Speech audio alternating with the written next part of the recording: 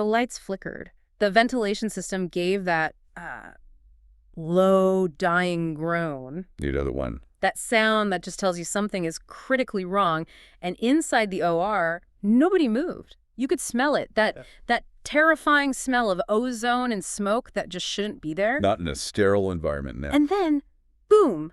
It wasn't just a sound. It was this concussion that rattled the teeth of everyone watching. And that wasn't just a cliffhanger. That wasn't a plot twist to sell ads. No.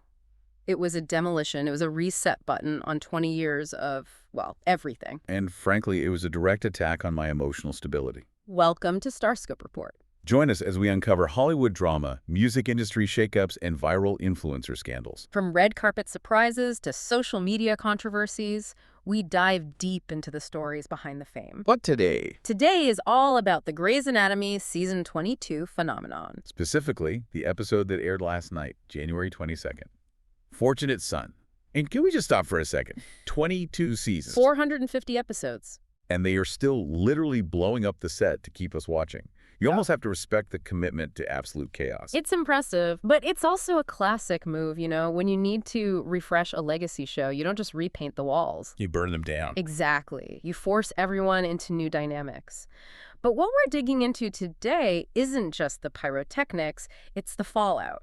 We're talking about the bombshells from last night. The emotional bombshell. Yes. Family secrets, hidden babies, and this potential migration of the show's entire soul. Okay, let's unpack this, because I'm still processing last night. But before we get to all the Boston drama, we have to set the stage. The hospital.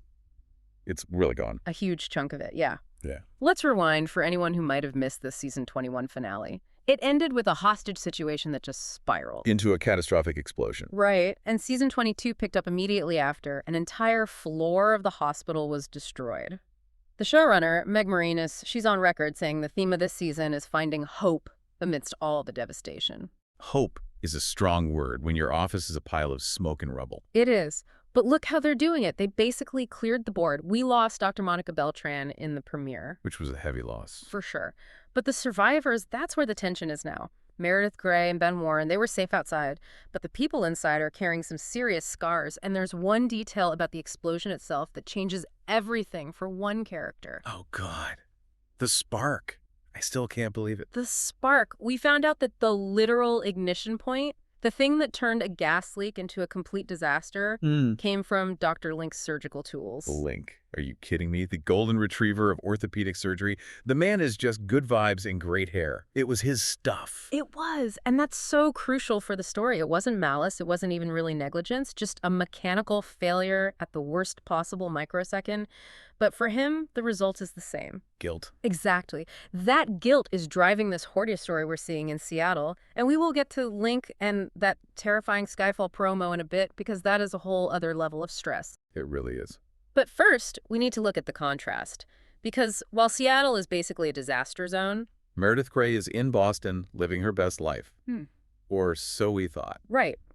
Which brings us to last night's episode, Fortunate Son. From a production standpoint, this was fascinating. It was directed by cast member Kim Raver. Teddy herself. And it was, for the most part, a bottle episode. Okay, so for anyone who doesn't speak Hollywood writer's room, what's a bottle episode? Because usually that means, like, we ran out of money, so we're filming in a closet. That's the cynical take, and it's often true. It means fewer sets, fewer cast members, to save budget for the big stuff, like, say, exploding a hospital. Right. But creatively, they're often the strongest episodes. When you lock characters in a room, they have to talk. It strips away all the spectacle. And in Shondaland, talking is usually way more dangerous than any explosion. Precisely. The setup was Meredith and Nick Marsh in Boston. Just them. Away from all the sirens and chaos in Seattle. It's supposed to be a quiet weekend. Which is always code for emotional ambush. The twist arrived in the form of a character we've heard about for years but have never, ever seen. Nick Marsh's estranged sister, Erica. Played by Britt Morgan, who is just fantastic at that chaotic, unhinged energy. She is, and she didn't come alone. The collective gasp in my living room could have been heard from space. Yeah. She shows up with a baby. And for a split second, I actually thought, wait, is that Nick's? The show absolutely wanted you to have that moment of panic. And to be clear, it's his sister's baby. But here's the thing. For Nick, the trauma of her just showing up with a baby is almost as bad. We have to look at his backstory to get why this triggered him so badly. Because he basically raised his niece, right? Charlotte. Exactly. He was a parentified child. He didn't get to be a kid because he spent his life cleaning up his sister's messes.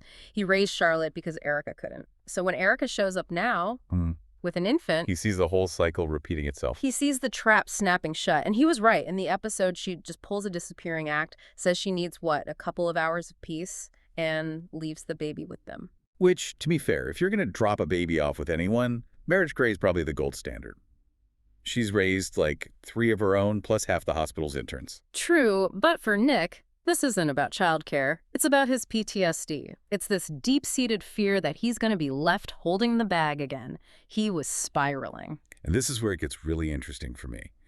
Because if this was old Meredith, season 5, dark and twisty Meredith, she would have bolted. She'd be like, I have enough trauma. I have my own kids. Goodbye. That is the key. This is why the show still works. The characters actually grow. We are watching Meredith Grey evolve in real time. In the past, her survival mechanism was to isolate. I choose me. Right. But look at how she handled this. She was a rock. Totally calm. Stood firmly at his side, I think was the line. She didn't push Erica away. She invited her to stay. She basically just said, we can handle this. It's a full circle moment. Remember that pick me, choose me, love me speech. She was begging for scraps. Now she's secure enough to accept his entire chaotic village. It signals a massive shift. It feels like Meredith and Nick are finally endgame. They're not just dating. They're building a life that includes his baggage, not just hers. And it connects right back to the premiere of this season.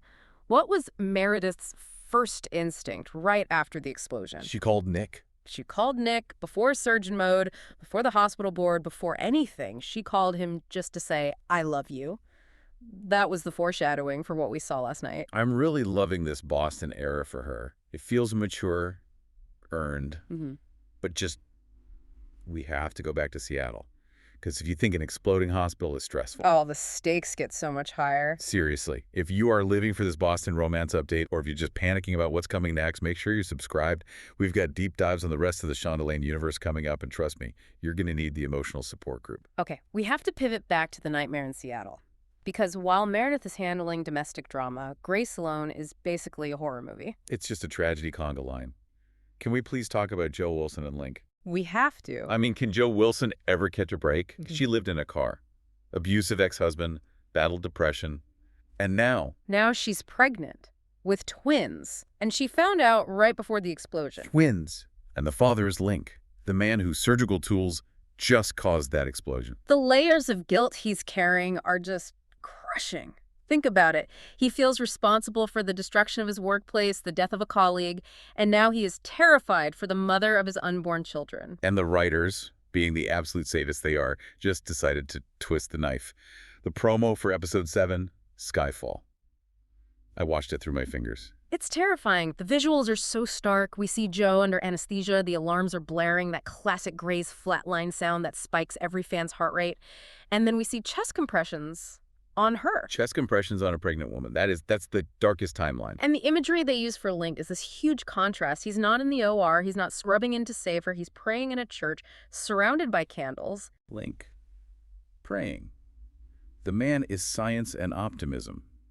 If he is on his knees in a church, things are absolutely catastrophic. It implies a total loss of control. And then you see Bailey tearing up, and that's the barometer, you know? When Bailey cries, we all panic. If she cracks, the whole thing goes down. It just feels like they're punishing this couple specifically. They finally get together. They have this happy news. And now, it's code blue. Why do the writers hate happiness? It raises a big question about the show's pacing. They just blew up the hospital. Why threaten Joe's life now? It suggests that the hope the showrunner promised is going to be very hard won. Yeah, it's definitely keeping my blood pressure up. But Joe isn't the only one facing mortality. Yeah. We have to talk about Richard Weber. Yes. James Pickens Jr., an absolute legend. He's the father figure, the chief, even when he's not the chief. And now he's battling prostate cancer. And the storyline in Fortunate Son took this really surreal turn. While he's in surgery, he has a hallucination or a dream sequence where he meets his long-deceased father. That was a character debut, right? We've never seen his dad? Never. And notice the setting. It wasn't a hospital. It was a barber shop. Which felt so specific. It's deeply symbolic. The barber shop is a traditional sanctuary, a place of community and safety. And to see Richard there, stripping away the surgeon, the chief, and just being a son, it was heavy. It felt like a goodbye. It felt like a reckoning with his legacy, for sure. Richard confronting his mortality, literally on the operating table, forces you to consider a Gray Sloan without Richard Webber. I would say that I can't handle it. But you're right. It feels like they're preparing us for the end of an era. So if you connect all these threads, you have the physical destruction of the hospital, you have the potential death of Joe, who represents the new class, and you have Richard, the OG class, facing his own end. They're systematically dismantling the safety of the Seattle setting. They're clearing the board, which makes me wonder what they're building in its place. That is the big question. But before we get to our final theory, we have to mention the one massive secret the showrunner is still keeping about the season 22 finale. Oh, the tease. We'll get there. But first, just look at this contrast. You have destruction in Seattle, and you have construction in Boston. Right. Meredith is building a new family. Joe is fighting for her life. One city is burning, the other one's blooming. Which brings us back to that quote from Meg Marinas, our characters really need to find hope. I want to ask you, where is that hope located geographically? It seems like it's in a Boston zip code right now. Exactly. And this leads to my final provocative thought for all of you listening. With Meredith happy in Boston and the hospital in Seattle literally in ruins, are we watching the slow migration of the show's soul? What do you mean by that? Is the show preparing to move its entire center of gravity away from Seattle? Is this a soft pilot for a Boston-based show? Think about it. The Grey in Grey's Anatomy is currently 3,000 miles away from the anatomy lab. Stop. Grey's Anatomy without Seattle. Without the rain and the ferry boats. The ferry boats are gone. Meredith is gone. The hospital is half destroyed. The foundation is cracking. If you wanted to reboot the show for another 20 years, moving it to a new city with your legacy character is exactly how you do it. That's a terrifying thought, but also kind of exciting. A fresh start. It would be the ultimate reinvention for a show that has survived everything else. It's like the ship of Theseus paradox, you know? If you replace every part of the boat, is it still the same boat? If you replace the hospital and the city, is it still Grey's? Well, if they move the show to Boston, I just hope they pack Link's guitar and maybe leave the explosives behind this time. One can hope. If you don't want to miss the next Code Blue or Wedding Bell, or maybe find out if we're all moving to Boston, hit that subscribe button. And keep an eye on the news for that finale secret. Rumor has it, it changes everything we know about the internship program. You've been listening to StarScope Report, where we uncover the stories shaping Hollywood, music, and pop culture. Thanks for tuning in, and don't forget to subscribe for more stories that keep the stars shining.